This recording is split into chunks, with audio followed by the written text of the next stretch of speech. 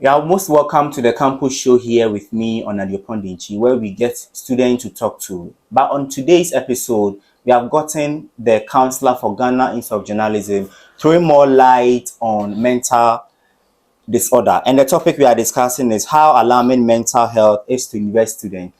I believe you watched part one of it the other time and you learned a lot. This is a part two of it, and just sit down and then watch and learn as you go. So very quickly, Mr. Osei, welcome to the campus show once again. So Sure. from part one, we ended you telling us or throwing more light on how critical it is for us to have a counseling unit in every institution and all that. Very quickly, I want to move on to the next question and find out from you, are there challenges with your work?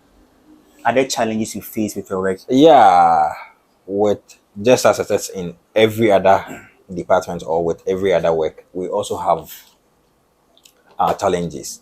We have a whole lot of perceptions about our work. People feel it's not really needed. When I'm going through any issue, I can handle it on my own. Why would I have to go and see the so-called professional? And we have other people who portray themselves as professionals who are making the work very difficult. Okay. People go to them for the needed assistance and they end up taking those people through a whole lot. So going through those things, people form different perceptions about counselors and what we do. But on the whole, we are doing well. We are doing well. Right, okay. So, sir, as part of the challenges that's on a larger scale, there are three mental hospitals in the country with a total of 1,322 beds, making a 5.5 beds for 100,000 population, two of which are located in the capital city and the other located in the central region of Ghana, which is also the south of the country. So, with this research, I want to find out from you, and I humbly ask, how best can we help these patients with the current situation we have? Because we have three mental hospitals in the country, and as you, a counselor for Ghana Institute of Journalism, showing more like that, there is a need for us to have counseling meeting in every institution. We all know it's a dire issue, and we are having only three mental hospitals in the country. What would you say about it? Uh, our professionals in this area are not so many. And I must be frank, those in authority are not paying the needed attention that the mental health really needs.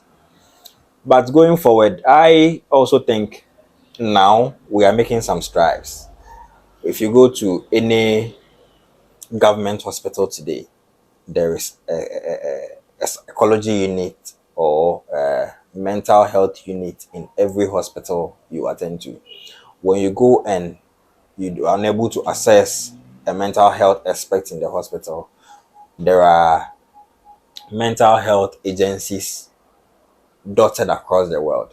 When you go to any public university, we have a counselor or a counseling unit. When you go to any of our secondary schools, we equally have a counseling unit. So we are not there yet, but at least we are making some strides. Yeah. Okay, so with this challenge that you mentioned that you face within your work, and then the research I did about we having three mental hospitals in the country, Yes. I want to find out from you. Amidst these challenges, do you think of stopping the work? Do you think of giving up and stopping what you do, and why? As purposely with the counseling unit or you being a counselor of GIJ, at times do you think of stopping, but the challenge that at times come along with it, and why? And if not to, you don't think of stopping to, why don't you want to stop? I don't see myself stopping what I do for anything. Okay. I just you don't know the excitement you get when somebody walks to you with tears and the person is leaving with a whole smile on the person's face. It is And a deep you do get people coming to you with tears and all yes. that. People come in very in distress situations. Some come crying, wailing, and after a while, after a couple of therapies, after a long talk, they leave with a broad smile, and the satisfaction you get seeing somebody who came in crying leaving with that smile is just enough. So honestly, I don't see myself leaving the profession ever. It is what I feel It's my passion, and I just enjoy doing it. Wow. Mr. Osei said that's what he really feels doing, and that's his passion, and that's what he's doing. We are still watching the campus show here, and we are discussing how alarming mental health is to university students. Throwing some nuggets on how mental health is, and then how that it is for us to even have three mental hospitals in the country. And then from a research I did also, I came across we not having adequate access to medicine, poor medication or access to medicine, and high cost of newer medications, weak supply system for psychotropics, and limited capacity for local production and medicine, inadequate funding to support cost of medicine, among a host of them. We coming across, we only having three mental hospitals in the country, and then as well, we are having difficulties in getting The adequate medications. medicine. So, my humble question to you is that from where you sit as a councillor of GIJ, what would you suggest in terms of the provision of medicine to the country in curbing mental issues or disorder? I I would only say that the mental health authority is giving the needed form of assistance. Leadership is not paying as much attention to mental health as they are paying to other forms of ailment. If you have a great number of your population not being fit mentally, but physically they are strong, they are going up and down, they are not really well. They are not really well. So I would only advise that people in authority should give that utmost priority to mental health as they give to other illnesses. COVID is here. Look at the attention we've given COVID, and it has helped to cure so many other ailments like the diarrhea, the other related diseases. Yeah. So equally, if we to give attention to mental health, we will be able to fight it to a But certain point. how you seem to give attention to mental health? How best is the government also doing purposely for submission of medicine to curb mental health in the country? Honestly, I there is a gap Okay. because if you go to Accra Psychiatry, people come to the brain clinic and they need medications. We do prescribe medicines for them to go get, and they are unable to get it anywhere. The few places they will be able to get them, the prices are just so high, they're unable to buy. So maybe going forward, those medicines could be subsidized or something to make it more affordable and more accessible to people who really need them. Because I don't think it is a medicine for any other person than people who are suffering from mental issues. We have medicine for people with high blood pressure because of physical illness. We give it the needed attention. What happened recently? We recently saw a man who decided to kill himself Exactly. at Kaswa, and we compared that somebody attempting to kill himself to a heart attack. Those of us in mental health, because when a person gets a heart attack, you send the person to the hospital and the person is given the first priority. He's taken care of because they know that in the next couple of minutes, if not handled well, the person could lose his life. When a person gets to that stage where that man got to, that man is, Climbing the- yes, is at the same point as somebody with a heart attack. So that person needs to be given the first priority as we would give to somebody suffering from a heart attack. But here in Ghana, we feel he is there seeking attention, the team there and those things. But it is a serious issue that needs to be looked at.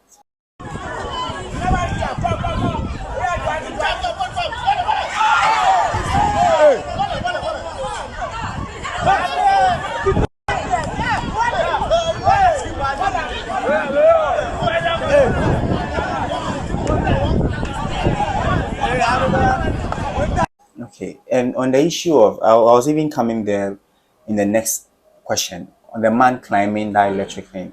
I was watching one of the morning show this morning, and then a caller called in and was alluding it to the high cost of living in the country nowadays, that the economic crisis the person is going through that has led to it. And you remember early in your submission, you made mention that mental health is about not being able to adjust well in the community. And I even asked whether it is can it be alluded also to economic crisis. So with what this man did, climbing to that extent, could it, assuming the only thing he's going through is economic crisis, would that thing alone lead him to do that, or could you say the other factors?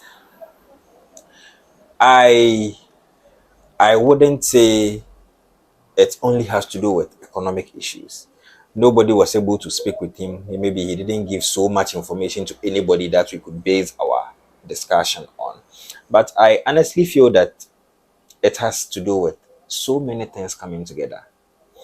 And every individual react to situations differently. Okay. I may not have food to eat today, but I may talk to myself that tomorrow will be better. Somebody will not be able to accept the fact that tomorrow will be better. If you're using other scenarios like a man bumping into his wife with another man in bed. Some men will go meet this, they will look at you, they will smile and say, "Wife, I am waiting for you at the hall." Some other men will go and meet this, and right there they will collapse and die. Some other person will go and meet this, and they will go into their kitchen, come with machetes, and they will come and attack you. So people react to issues differently. So even if it is only the economic situations, the person reacted in a different way. We feel that we are not where we want to be yet, but some people we are waiting. Kufuor is working around it. But some other person will say, "No, I cannot wait." Why if you cannot wait, why would you go to the extent of killing yourself? And that is what I was trying to explain to you about. It is he was at that point when he had an equivalent heart attack. Okay. You understand? That point was at his peak.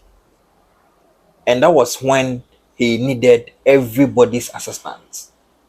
Just as somebody who is suffering from heart attack would be giving, all the doctors will stop whatever thing they are doing to come and give you the needed assistance right there. So everybody around there should have helped him right from the word go when he was beginning to climb. We don't take But in the video too, I saw about two people climbing there. Yes. And I also heard they made a whole lot of offers. Some people told him to come down, they will give him money, whatever he was going through, they will try to assist him. But there were some other person standing on the ground from the videos we watched, throwing tantrums, saying a whole lot of other things. But this is a person at that point of dying. He needed everybody. Okay. We did our best, but that is the problem with men. Women attempt suicide, but so many women attempt suicide. Okay. But the few men who attempt suicide don't end up just attempting, they end up dying. Because the men know the exact things to do to kill them. But the women at some point, I really want to die by hanging. But they will end up using the rope to tie their hand instead of their neck. Very funny. So say, I want to find on this issue that we are talking about, that this man tried to kill himself, as we even saw other people trying to help him and bring him down. I want to ask,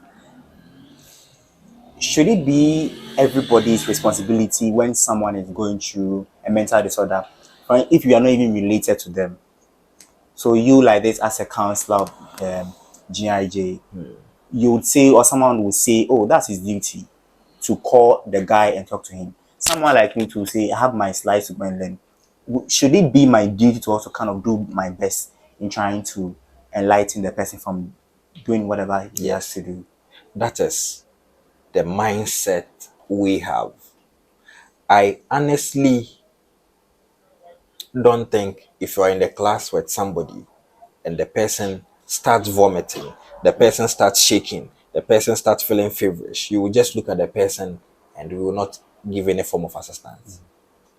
right there, you try to send a person to a hospital or you ask the person to go to the hospital. In that same way, when you meet somebody who is going through any form of mental illness, try to recommend the person, even if you not send the person to the specialist, try to bring the person's attention to the fact that yes, what you are going through is not physical illness, but you are going through some form of mental issue. It doesn't mean you are mad. Okay. Mental illness doesn't mean you are mad. Go seek assistance. When you meet somebody going through having fever in the classroom and you look at him not recommending the hospital and the person dies, it is in the same way when you meet somebody on the street and the person is going through some form of trauma or anything and you don't recommend the person to any form of assistance, the person will end up losing it upon you. Okay. So, say in wrapping up, what uplifting message would you say or send to a victim going through mental disorder out there? What inspiring word would you say to them? I always tell my people that there is always a way out. Whatever thing you are going through, whatever situation you feel you are in now that you cannot sort yourself out, there is always a way out. Maybe you've not spoken to the right person. Maybe you've not taken the right path. What you are going through that you feel you've come to the end of the road could be resolved by just a mere phone call. Where you've gotten to that you feel there is no exit, you've come to the end of the whole thing, it can be resolved by just something little. Maybe your attention has not been drawn to it. Yeah. So I keep telling everybody I meet that no, yes, we know times are hard, we know we are going through a lot, but there is always a way out. Talk to somebody. It doesn't always have to be a professional. Whenever you feel you are going through something, you can talk to a close friend, somebody you feel you can trust, you can pour your heart to. Just talk to somebody. Okay. There is always a way out. There's always a way out. So, I want to find out, where do you see yourself in the GIJ counseling unit in the next 5 years? GIJ itself in the next 5 years, I see us as a model journalism school in West Africa, in Africa and as a whole. Okay. And the counseling unit as one of the most vibrant counseling units we will have in Ghana. We will not only want to serve the GIJ community, we would want to serve other public universities, the whole Ghanaian society, and anybody who requires some form of mental assistance. So That's where you yes, see in the us next in the next yes. 5 years. What advice would you give to the people of GIJ and other universities based on the topic? So what I will tell everybody on the GIJ community is that yes, everybody needs somebody at some point in time. When you feel you are at that point, talk to somebody. Somebody should be there to assist you. So everybody needs Needs someone somebody. at any point in At time. some point At in some time. point in time. So Yeah. if you are going through something, Yes. talk to Just somebody. find somebody and talk to the But person. someone also have a school of thought that you don't. You should be mindful of the people you talk to and the things you tell That's them. why So I was talking to- telling you that whatever thing, there are some things you can share with anybody, Okay. but there are some things which are very personal. With those issues, talk to a professional or somebody you can really trust. Okay. So this question before your final words: where and how can other people, students from universities, get in touch with you, either on your social media? How can they get in touch with you to also get helped by you? So if you go to Facebook, Instagram, you'll find the Brain Clinic. The Brain Clinic is there to assist you. If you are anywhere near Medina, the place is at Oyarifa, where you Okay. can walk in for any form of mental assistance. If you are in the GIJ community, you can walk to the block B, the B block, the second floor. That's where the office is, where you come, we meet, and we are able to talk more. Okay. So say your last words so that we bring the interview to a close. Your last words and also a form of advising our viewers out there on the topic. So you can look into the camera. So what I would want to tell everybody, especially the GIJ community, is that yes, at every point in time, we will need some form of help. We will need some form of assistance. So when you feel you are going through any form of mental illness, talk to somebody. Just walk to the counseling unit where you talk to a professional and your confidentiality is very well assured. So many of us do not really feel comfortable going to the counseling unit because we feel that then maybe the next morning my story will be out, my story will be on every social media platform. But no, anybody who does that is not a professional. Come see the professional and we will work around it. Wow, come see the professional and then work around it. I want to really thank you and once again appreciate you for giving us this opportunity. We must really say it's a very great honor to interview you, to throw more light on mental disorder among universities and all that. Thank you very much. We hope when we call upon you, maybe the next 5 years when GIJ is at where it is, as you have mentioned, that is very fine. When you call upon you, open your doors to us once again. Anytime. So guys, as you have heard it, but before I zoom into the conclusion, Ghana Institute of Journalism, especially the students here, anytime you are going through any form of mental disorder or anything, Mr. Godfred Osei is always here, as he has described, on the B blog. Come see him in his office to also open up to him to help you with whatever issue you are going through. And also with other students from other universities as well. You can also get in touch with Mr. Godfred Osei on Facebook or Instagram on Brain Clinic. And also get in touch with him also on Oyarifa to get you help with whatever you're going through. If you enjoyed this interview, give me a huge thumbs up. Share this video to a friend or a loved one or even someone going through this mental disorder to learn some nuggets we have shared here for the person to see the light that there is light in always. And also, as Mr. Godfred said, whatever you're going through, make sure you tell someone and then be mindful of the people you tell, because when you just tell anybody, you might not get the needed attention or help you need. As always, thank you so much for giving us the great pleasure to join us to also do our best. And also want to give Mr. Godfred number to you to also get in touch with him personally. You can call 024 356 3949. The number again, 024 356 3949. Get in touch with Mr. Godfred Osei, a counselor from Ghana Institute of Journalism, to help you. It doesn't matter you are in University of Ghana, UPSA, so long as you are going through something or a trauma that needs to be helped, you need to get the right person to help you. And I can rest assured that Mr. Godfred is the right person, as you have witnessed here. Thank you for joining us once again. Until then, see you in the next episode. Bye-bye.